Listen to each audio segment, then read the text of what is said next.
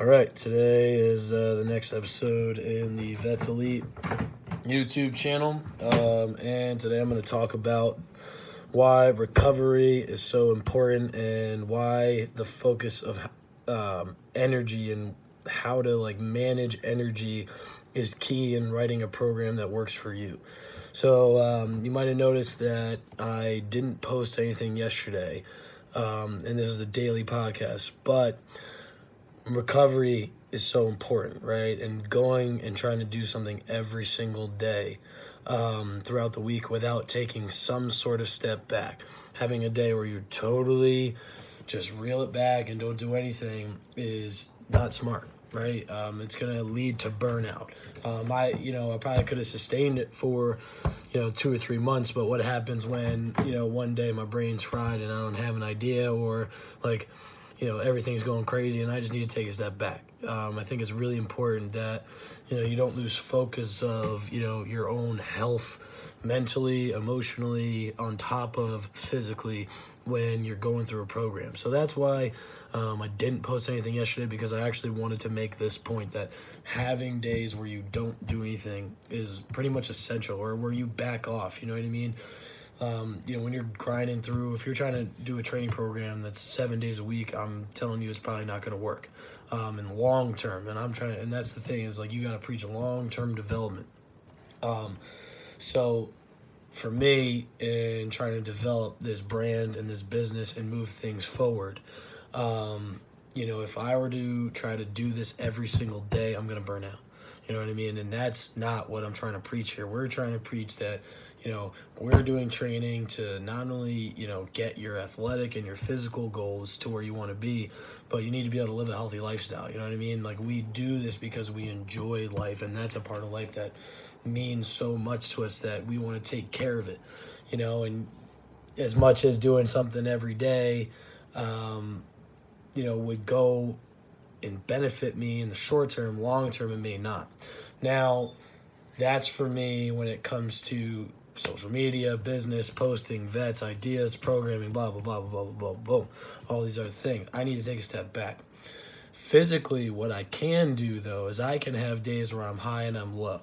I'm trained enough at this point that I know my body, so I can say, hey, I haven't been able to do upper body for about a month, so I haven't trained 5 days a week in about a month, right? So for me, yesterday on that recovery day, what I did is I went to the gym at night and I got in, a conditioning circuit, barbell conditioning circuit, and that's exactly what I needed.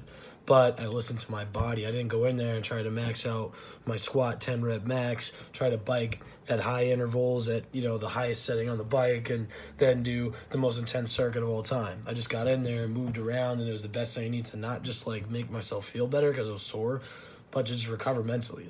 Take a second to step back, not try to win the race in 5 steps, take time to build this thing the right way.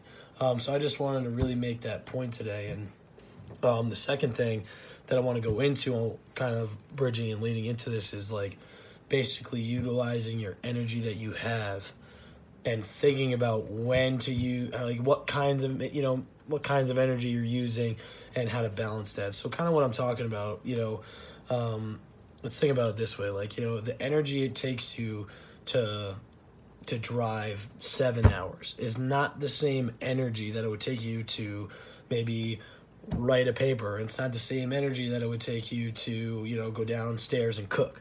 You know what I mean? So I'm not, if we're talking about the fundamental element of energy, we're not going into that, right? So I'm not trying to say that that these types of energy actually utilize different calorie amounts or a different type of, that's not what I'm saying.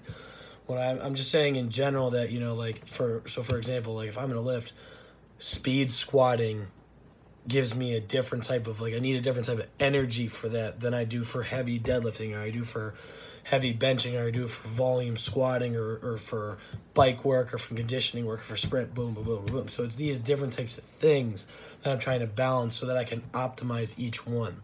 So if I'm looking at a program for a powerlifter, right, and and I'm at a point where I think that this person can train 5 days a week, well, I need to balance the energy, because I can't go in there every day and say, hey, you know what, we're going to work tempos and we're going to do, high volume stuff every single day, because you'll burn out in that. You know what I mean? So what I can do is to say, hey, you know what, let's take this day one and let's make that your high intensity percentage day, like, where there's not a lot of time under tension.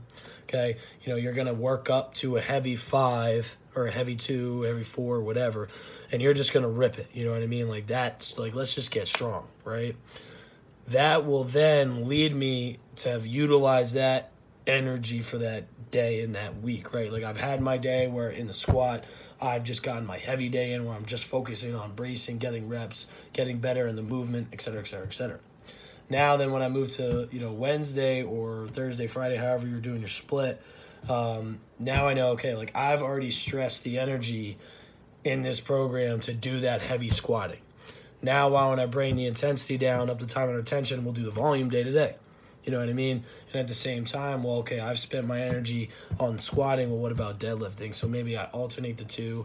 I alternate the weeks. I alternate the days that I put, squat and deadlift on, et cetera, et cetera, et cetera.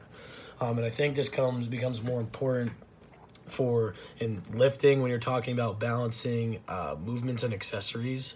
So if have a day that I'm working my heavy squat and I'm doing like a power type of deadlift, well, I don't want to do some really like squat or hinge based thing on that day for heavy volume accessories. So what I would do is I go single leg.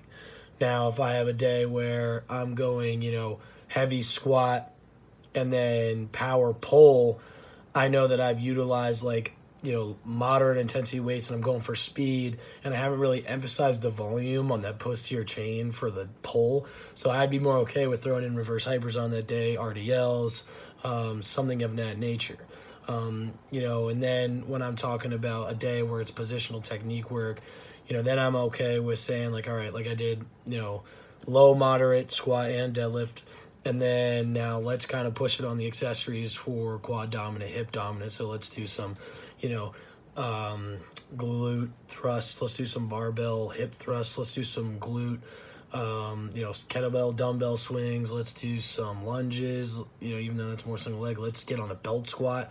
So thinking about how to balance that in lifting, that's kind of what I mean. You know what I mean? So taking the lifts,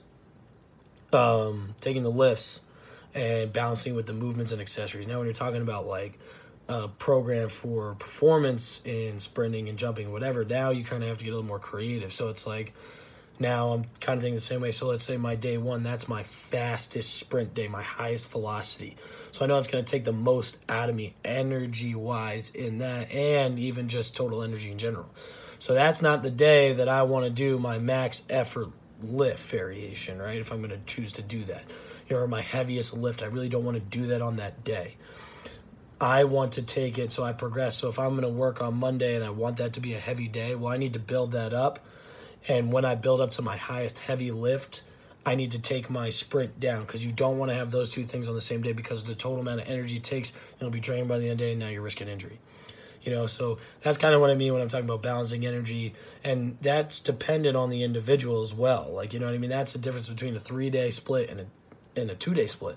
Whether you're doing like, upper, lower, and then upper, lower, or you're doing upper, lower, lower, upper, lower, upper, lower. That's dependent on the person and how well they can recover.